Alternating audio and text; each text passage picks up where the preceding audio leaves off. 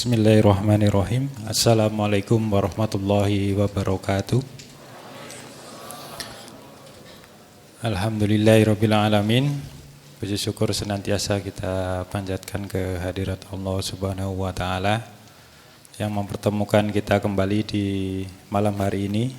Salat dan salam senantiasa terlantunkan kepada Nabi Muhammad sallallahu alaihi wasallam. Baik, ngaji filsafat malam hari ini merupakan edisi yang ke-393 dari awal kita ngaji di tahun 2013. Mudah-mudahan keistiqomahan kita mengaji mendapatkan berkah dari Allah Subhanahu wa taala. Mari kita mulai ngaji filsafat malam hari ini dengan sama-sama membaca suratul Fatihah. Untuk teman-teman yang beragama lain bisa menyesuaikan. Al-Fatihah.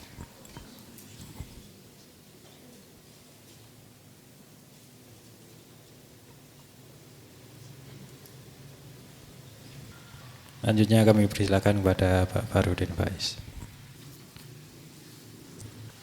Assalamualaikum warahmatullahi wabarakatuh.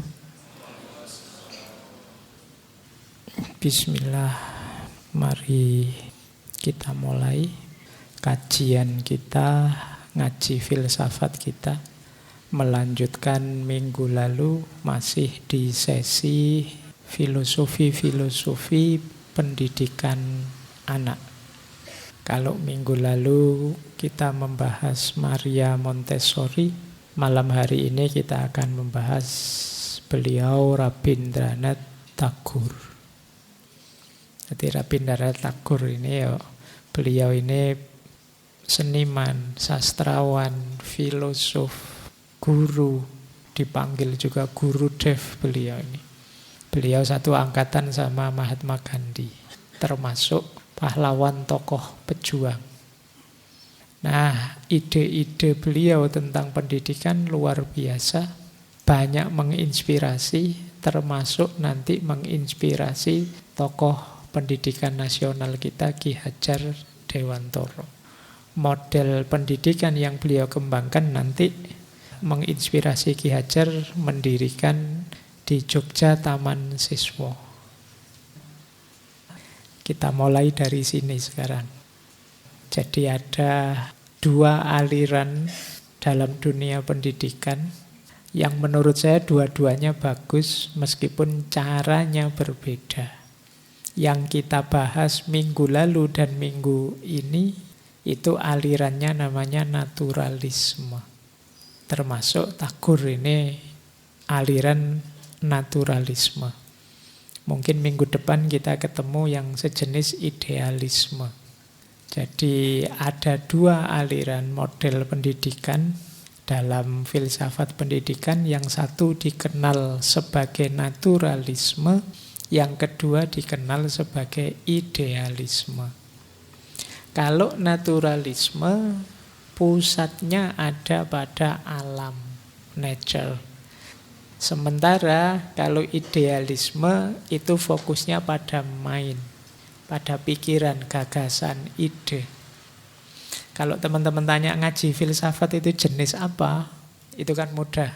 Kita ini sebenarnya ada di jenis idealisme. Nah, kalau naturalisme fokus pada siswa, pada murid, pada anaknya. Kalau idealisme fokus pada gurunya. Kemudian kalau naturalisme, posisi guru itu kalau istilahnya Ki Hajar tutwuri handayani.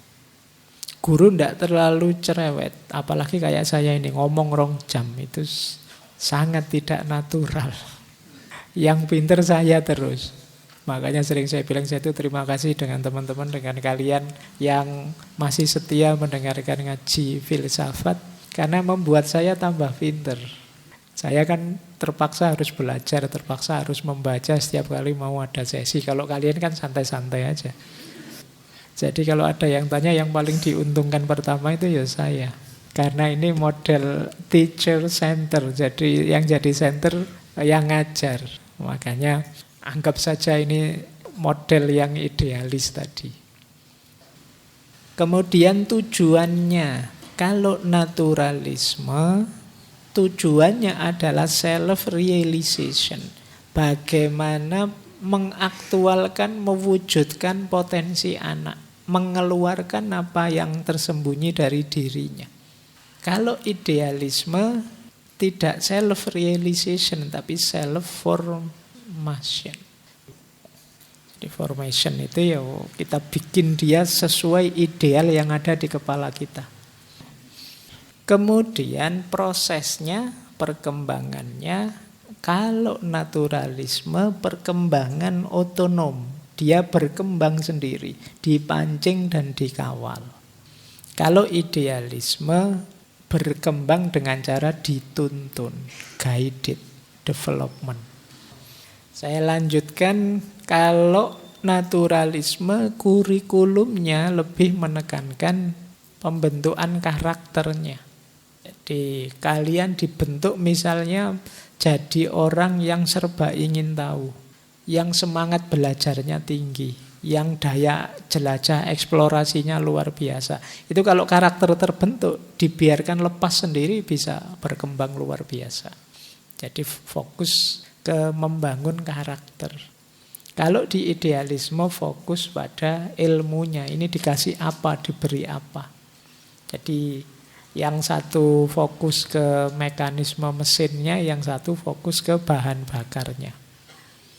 Dan kalau itu naturalisme, gaya ngajarnya learning by doing. Kalau itu sekolah, berarti sekolahnya membuat atmosfer, membuat situasi yang muridnya banyak belajar dari lingkungan di sekolah itu. Kalau yang idealisme kalian sudah ngalami sejak SD mungkin sampai hari ini. Cara belajar yang model idealis tadi. Ada quotes menarik dari Tagore. Ini nanti berhubungan dengan pendidikan. Puncak idealnya pendidikan, yaitu mengantarkan jiwanya manusia dari hukum menuju cinta, dari disiplin menuju pembebasan, dari moral menuju spiritual. Hukum, disiplin, moral, ini kan yang kita peroleh di sekolah-sekolah. Ini kan utamanya kurikulum. Finalnya apa? Cinta. Dan juga disiplin. Disiplin itu orientasi diri yang ketat. Latihan-latihan. Dalam rangka apa? Pembebasan. Dan juga moral. Dalam rangka apa? Spiritual. Kita menata moral, membersihkan jiwa, menata diri, menata hati, itu dalam rangka puncaknya spiritual. Ini rute ideal perjalanan jiwa kita. Kalau hanya berhenti di hukum, tidak lanjut di cinta, hidup ini kering. Kalau kita hanya berhenti di disiplin, tidak lanjut ke pembebasan, ya hidup ini berat karena kita terikat. Kalau hanya moral saja tanpa lanjut ke spiritual, ya hidup ini rasanya gamang, meragukan, melayang. Moral tanpa spiritual kan kadang membuat kita putus asa. Pak, saya sudah jujur loh Pak. Malah teman saya yang curang lulus tercepat terbaik misalnya. Kamu kan jadi agak putus asa, kemudian ngapain kemarin aku jujur-jujur. Nah, makanya kata Immanuel kan prasyarat moral itu harusnya ada Tuhan. Karena kalau tidak ada Tuhan itu kita bisa putus asa. Jadi ayo moralitas kita lanjut ke spiritualitas. Disiplin kita lanjut ke pembebasan, hukum kita lanjut ke cinta. Biar hidup kita kualitasnya lebih tinggi. Jangan hanya berhenti di hukum, berhenti di disiplin dan berhenti di moral. Nanti kita akan sulit menjalani hidup ini. Pendidikan nanti yang ideal, finalnya ini sebenarnya. Membawa pada cinta, membawa pada pembebasan, dan membawa pada spiritualitas. Saya lanjutkan. Nah ini menarik. Sebelum kita masuk ke filosofi pendidikannya, ada 2 quote. Yang menarik dari Tagore, yang pertama apa? Kenapa sih kita repot-repot dengan pendidikan dan lain sebagainya? Karena kita ada amanat besar dari Tuhan. Kata Tagore, bahkan Tuhan mengandalkan manusia untuk membuat alam semesta menyempurna. Kalau dalam bahasa Islam mungkin kita ini diangkat oleh Allah jadi khalifahnya. Kita ini dipercaya, diandalkan oleh Allah. Semoga Allah tidak salah ya mengandalkan kalian untuk ngopeni alam semesta ini. Dan sampai detik ini Allah masih percaya, belum putus asa. Buktinya apa? Kata Tagore, setiap bayi yang lahir ke dunia adalah pesan bahwa Tuhan belum putus asa kepada manusia. Kita belum dihancurkan oleh Allah, kita belum dibasmi seperti umat-umat terdahulu. Masih banyak bayi lahir setiap hari. Itu kata Tagore, alhamdulillah Allah masih percaya dengan kita. Masih menunggu action kita. Belum putus asa dengan kita. Meskipun betapa kurang ajarnya manusia dalam banyak momen. Tuhan masih sangat percaya dengan kita. Buktinya apa? Banyak bayi yang baru lahir. Bismillah ya, maka kalian pede. Kembangkan kualitas dirimu seoptimal mungkin, jalankan amanat ilahiyah. Baik sebagai hambanya maupun sebagai khalifah. Tunaikan, jawablah kepercayaan dari Allah, dari Tuhan itu secara memuaskan. Biar besok kita tidak malu kalau menghadap Dia. Nah, kita awali sekarang dari ranah pendidikan. Apa yang harus dilakukan? Konsep pendidikannya Tagore didasarkan pada pendekatan alam dan cinta. Kenapa begitu? Saya ambil satu quotes-nya ya.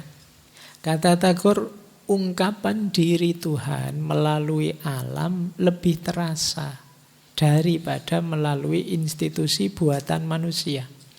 Oleh karena itu, pendidikan anak harus dalam lingkungan alam. Sehingga ia dapat mengembangkan cinta untuk segala sesuatu di sekitarnya. Alam semesta ini kalau bahasa tasawuf kan tajallinya Tuhan. Manifestasinya Tuhan, ungkapan dirinya Tuhan, pernyataan Tuhan bahwa aku ada. Itu ada di sekeliling kita alam semesta, di pepohonan, di rerumputan, di tanah, di air. Di sana hadir Tuhan.